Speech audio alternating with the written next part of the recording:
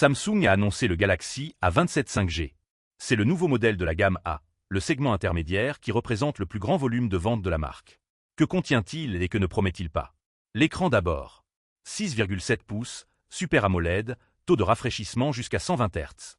L'écran AMOLED signifie que chaque pixel produit sa propre lumière, ce qui donne des noirs plus profonds et des couleurs plus vives qu'un écran LCD. Le 128 Hz rend le défilement plus fluide et réduit le scintillement visible. Samsung introduit aussi un design Infinity-O avec un poinçon discret pour la caméra frontale. La puce ensuite. Snapdragon 6 Gen 3, une plateforme de Qualcomm. C'est un processeur intermédiaire, pas un flagship. Il vise l'efficacité énergétique et la fluidité au quotidien, pas les performances extrêmes.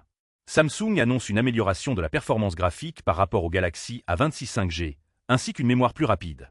Sans chiffres comparatifs précis, nous ne pouvons pas confirmer l'ampleur de cette amélioration. L'appareil photo.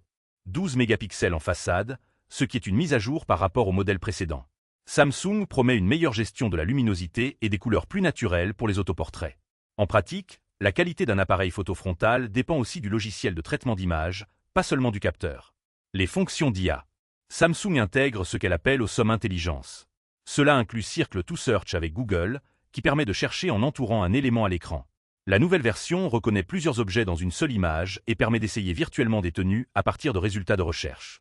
Samsung inclut aussi Gemini de Google et Perplexity comme assistant. La disponibilité de ces fonctions dépend du marché et de la langue. Ce que nous ne savons pas. Le prix. Samsung n'a pas annoncé un prix mondial unique. La disponibilité varie selon les marchés.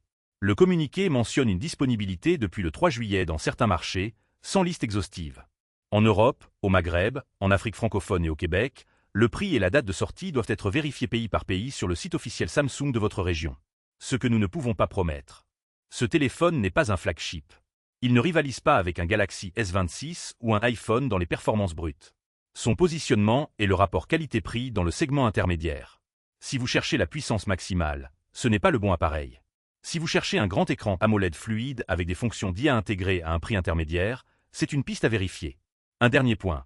L'événement Galaxy Unpacked de Samsung se tient le 22 juillet à 15 h, heure de Paris. De nouvelles annonces pourraient modifier le positionnement de ce modèle. Attendez les informations officielles.